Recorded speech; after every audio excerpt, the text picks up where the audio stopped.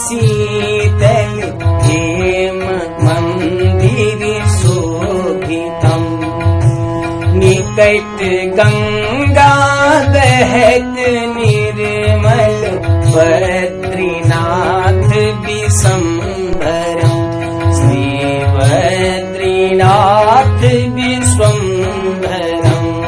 मिथिला नरेश जनक और श्री सुखदेव जी महाराज के द्वारा नाना प्रकार की चर्चाएं होती हैं। श्री सुखदेव जी महाराज जी कह रहे हैं कि विवाह करने से सांसारिक प्राणी मोह माया के बंधन में बंध जाता है। गृहस्थ आश्रम को धारण करने से प्राणी बंधनों में बंध जाता है। और महाराज जनक जी कह रहे हैं कि गृहस्थ आश्रम में प्रवेश करने के पश्चात भी व्यक्ति बंधनों में नहीं बंधता है। नाना प्रकार की चर्चा होने के पश्चात मिथिला नरेश जनक जी पुनः श्री सुखदेव जी महाराज से कहने लगे कि हे मुनिवर, जब आप वन में रहेंगे, आप कह रहे हैं कि हम आश्रम बना करके एकांतवासी रहेंगे, भगवान की साधना करेंगे, यज्ञ करेंगे, जप करेंगे, माला घुमाएंगे, तो महाराज जनक जी कह रहे हैं कि जब आप वन में रहेंगे वहां पर भी आपको दंड, कमंडल, मृग चर्म आदि की चिंता तो बनी ही रहेगी। यदि गृहस्थ आश्रम में नाना प्रकार की चिंताएं होती हैं तो वहां भी तो आपको चिंता होगी न वस्तुओं की। और उसी प्रकार मुझ राजा को भी अपने राज संबंधी चिंता तो बनी ही रहेगी। हे सुखदेव जी महाराज, हे ईश्वर, हे मुनिवर, कि देहोऽयं ममे बन्धोऽयं नाममेतिच्छा मुक्ततः तथा धनम गृह में राज्य में नाममेतिच्छा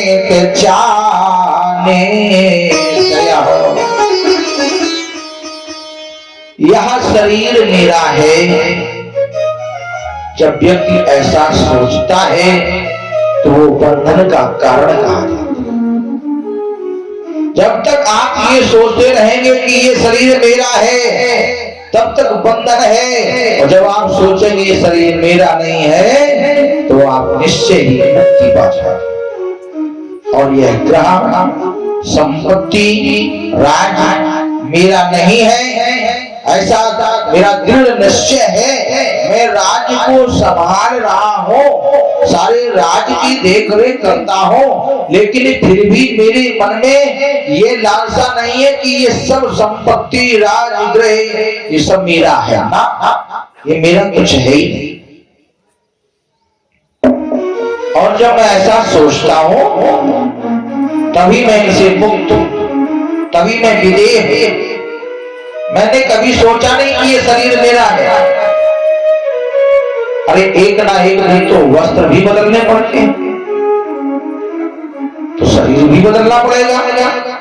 श्री सूत जी कहने लगे कि हे सनत बंधो, महाराज जनक जी का ऐसा उपदेश सुन करके श्री सुखदेव जी हर्षित होकर के और से आज्ञा लेकर के पुनः अपने पिताजी श्री व्यास जी के आश्रम को चल दिया, प्रस्थान कर। व्यास जी ने आश्रम में आए ही सुखदेव जी को देख करके हृदय से लगा लिया, मस्तक का चुम्बन किया और बड़े ही कुशलता श्री सुखदेव जी राज करते हुए महात्मा जनक की विजय अवस्था देख करके अपने पिताजी श्री व्यास जी के पास ही बड़ी परम शांति से निवास करते। और यदि हृदय में शांति हो जाए मन में शांति हो जाए तो फिर ये मान लो कि आपने बहुत बड़े विशाल शांति सरोवर में स्नान कर लिया।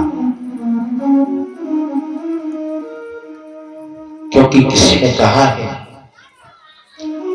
कि मनि शांति सरोवर में नहाया करो। मन के लिए संकेत किया गया कि मनि शांति सरोवर में नहाया करो। शांति सरोवर में नहाया करो। शांति सरोवर में नहाया करो। क्यों? शांति बिना कोई नहाना नहीं।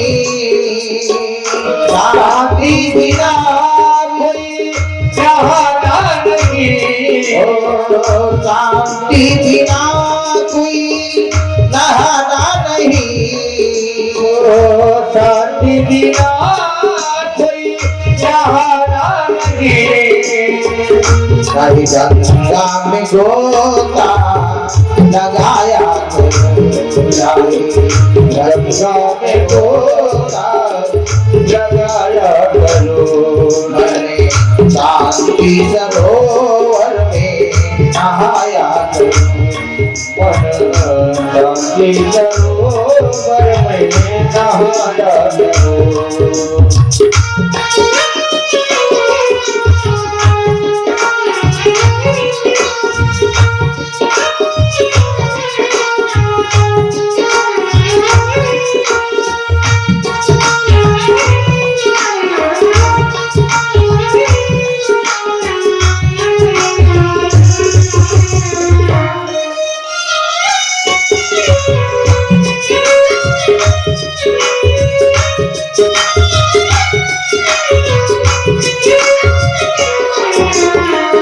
शांति बिना कोई पूजा नहीं है।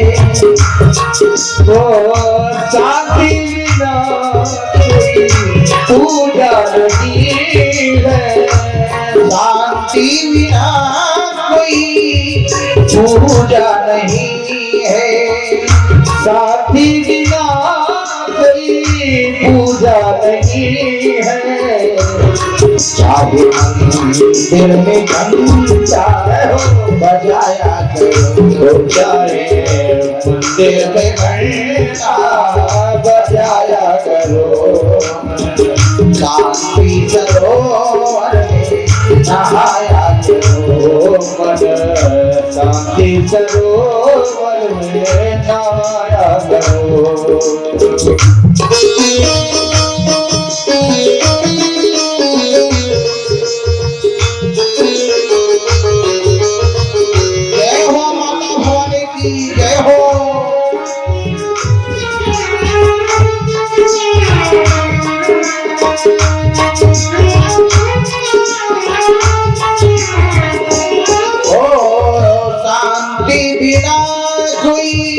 भजन नहीं है।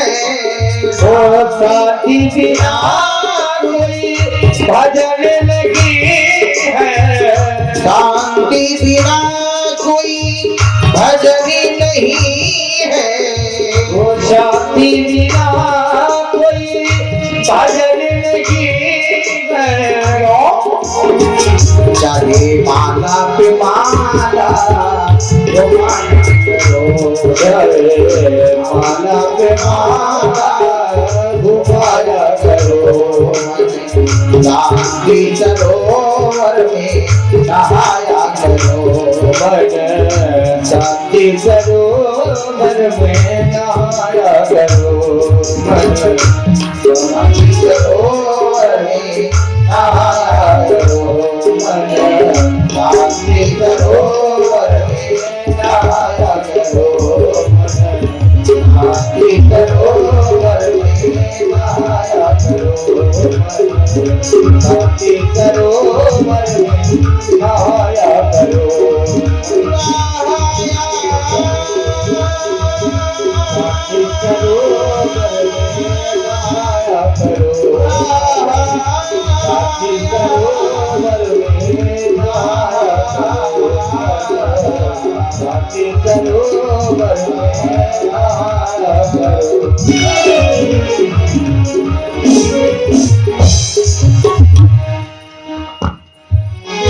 महाराज विदेही राज के धर्म चर्चा को सुनकर के श्री सुखदेव जी महाराज के हृदय में बड़ी शांति प्रतीत हो गई। जो भी शंकाएं उत्पन्न हुई थी उन शंकाओं का समाधान हो गया और कुछ समय पश्चात योग मार्ग में स्थित रहते हुए भी श्री सुखदेव जी ने पितरों की कन्या सौभाग्यवती सुंदर कन्या पीवरी को पत्नी के रूप में स्वीकार किया।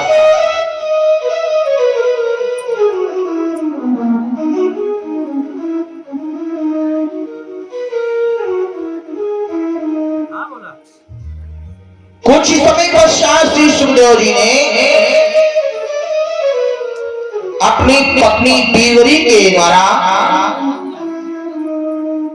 4 पुत्रों का प्रादुर्भाव किया। सबसे ज्येष्ठ पुत्र का नाम कृष्ण, द्वितीय गौर प्रभु, तृतीय भूरी, चतुर्थ देव सुत उत्पन्न किए। श्री सुखदेव जी ने एक सुंदर कन्या जिसका नाम कीर्ति रखा गया इसको भी उत्पन्न किया और कीर्ति का विवाह विप्राज के पुत्र अलु के साथ कर दिया। भागवत की कथा में श्री सुखदेव जी का वर्णन आया है लेकिन ग्रस्त आश्रम का वर्णन नहीं आया। देवी भागवत में इनके जन्म से लेकर के ग्रस्त आश्रम तक का भी वर्णन है और उन्हें अलग के पुत्र हुए ब्रह्मदत्त जो बड़े प्रतापी ब्रह्म ज्ञानी और पृथ्वी के पालक थे। श्री देवसी नारद जी के उपदेश से ब्रह्म तत्व का ज्ञान प्राप्त करके इन्होंने अपने पुत्र को राज का भार सौंप करके बद्रिका आश्रम पर जाकर के कठोर साधना प्रारंभ की। और जो श्री सुखदेव जी महाराज हैं इन्होंने भी समय आने पर अपने पिता का साथ त्याग करके कैलाश पर्वत के सुरम शिखर पर प्रस्थान किया और वहां पर अविचल ध्यान करने लगे प्रभु का। कुछ ही दिनों में उन्हें परम सिद्धि प्राप्त हो गई और श्री सुखदेव जी महाराज आकाश में एक पंछी की भांति मानो उड़ गए और जैसे ही उस पर्वत का परित्याग किया आकाश मंडल की ओर श्री सुखदेव जी महाराज उड़ते हैं। उसी समय इस शिखर यानी पर्वत को 2 भाग हो गए, ये 2 भागों में विभाजित हो गया। ऋषियों द्वारा किए जाते हुए वो श्री सुखदेव जी महाराज वायु की तरह आकाश मंडल में स्थित हो गए। इसी समय व्यास जी ने जाना तो पुत्र शोक में हा पुत्र कहते हुए ये उसी पर्वत पर पहुंच जाते हैं और व्यास जी को करुण क्रंदन करते हुए देख करके सभी जीवों में विद्वान परमात्मा ने उत्तर दिया कि आज भी वही वह प्राप्त गुण सुनाई देगी जो तुमने पहले सुने थे। व्यास जी को व्याकुल देख करके भगवान भोलेनाथ ने आकर के कहा कि आपको अपने कीर्तमान पुत्र के लिए चिंता करनी नहीं चाहिए, चिंता की आवश्यकता नहीं। भगवान भोलेनाथ कहते शंकर जी कहने लगे कि अब आप अपने पुत्र की रमणीक छाया को सदैव अपने पास ही विद्यमान देखोगे। तब से श्री सुखदेव जी ओजस्वनी छाया के रूप में दिखलाई देने लगे। यहीं पर महाराज जन्मेजय ने श्री व्यास जी से प्रश्न किया कथा के माध्यम में, या यूं कह दें नैमिषारण्य क्षेत्र में सौनिकादि महात्माओं ने श्री सूत जी से पूछा, महाराज हमने सुना है कि वो हस्तिनापुर नरेश महाराज शांतनु ने एक केवट की कन्या के साथ विवाह किया, कहा वो क्षत्रिय और कहा वो एक शूद्र। तो श्री सूत जी महाराज कहते हैं कि हे ऋषियों, व्यास जी कहते हैं कि हे राजन जन्मेजय, एक समय की बात है, महाराज शांतनु अपने नगर से घोड़े पर सवार होकर के धनुष बाण लेकर के और ये सरस्वती नदी के तट पर व्यास जी के आश्रम में भ्रमण करते हुए उस निषाद राज के नगर को पहुंचे, या यूं कह दें कि उस पुर में पहुंचे। तो इन्होंने उस निषाद कन्या सत्यवती को देखा।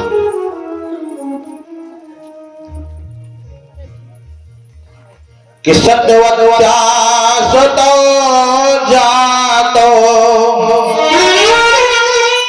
शांतनोर्मिदते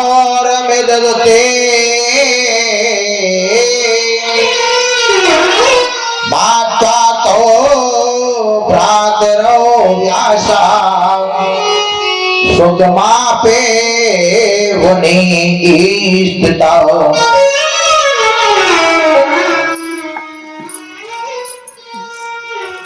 और इस कन्या को देख करके मोहित हो गए। उस केवट के पास जाकर के महाराज शांतनु ने अपने हृदय की बात कही। तो उस निषाद ने कहा, महाराज मैं विवाह करने के लिए तो तैयार हूं, परंतु आपको पहले से ही एक पुत्र है, पश्चात मैं अपनी पुत्री का विवाह कर दूंगा तो उसकी संतान फिर राज्य को कैसे भोगेगी, क्योंकि राज्य का अधिकारी तो आपका ज्येष्ठ पुत्र होगा।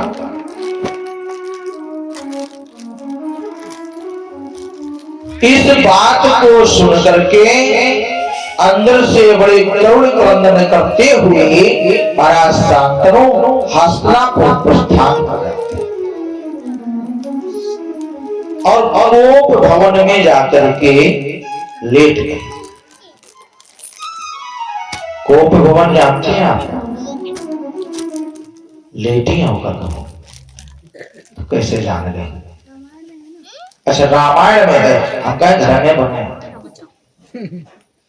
पहले ऐसी व्यवस्थाएं होती थी, महल बहुत बड़े बड़े होते थे राजाओं के, और कहा एक एक राजा के हाँ कई कई शादियां हो जाए।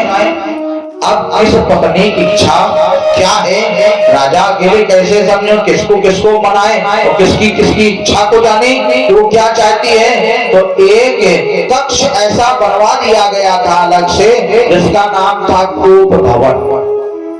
कोप माने क्रोध, गुस्सा। अगर नाराज हो जाओ तो चुप्पा, हाँ बेडरूम में लेट जाओ, खुदाई मने हुए आए। पहले भी ये व्यवस्थाएं थी। अब चूंकि महंगाई का समय है तो उतना बड़ा महल तो नहीं होता है, छोटा महल है, महल तो ये भी है। और घर क्या होता है, कहाँ दिमाग लगाया बाबा जी, भगवान को ध्यान कर रहे तो दिमाग लगाया। तो देखिए कोप माने होता है क्रोध, और कभी क्रोध आ गया और अपनी कोई बात नहीं कह पा रही है 4 लोगों के सामने, तो कोप भवन में पहुंच गए। और जब नहीं दिखेंगे तो स्वामी जी खुद ही आएंगे मनाने, और मनाना भी चाहिए। हाँ, अगर ये उठ जाए तो आप मनाओ, आप उठ जाए तो ये मनाओ। मनाना चाहिए कि नहीं मनाना चाहिए? इसमें मुस्कुराने की बात नहीं है।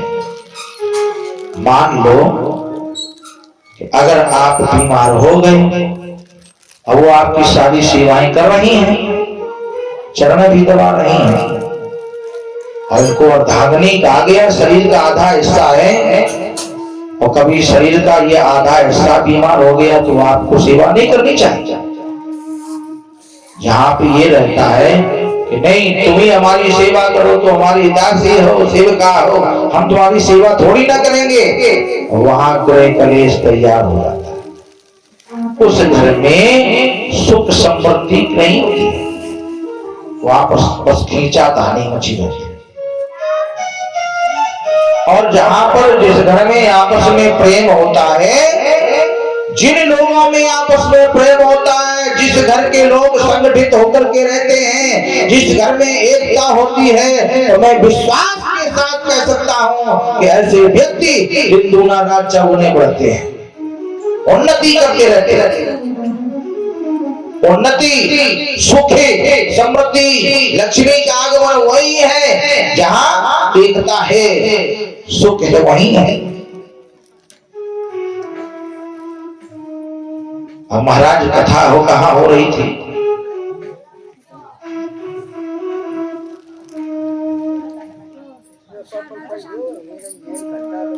जोर से बोलता हूं, ऊंचो सुना। क्या बात है? इनने बताई कि तुम खुद जान गए, इन्हें तो पूछ रही थी। हाँ, बेचारे सीधे हैं, चुप्पा बता तो उनको नाव नहीं लगेगा। जब कहो तो कह दो कि इन्हें बताई। बोली जगदम्बे मैया की। देखो अब कथा अच्छे ढंग से होगी, क्योंकि लाइव का सिस्टम हो गया खत्म है? तो यहाँ पर महाराज शांतन जब कोप भवन में जाकर के लेट गए, और ये बात इनके पुत्र देवव्रत को मालूम हुई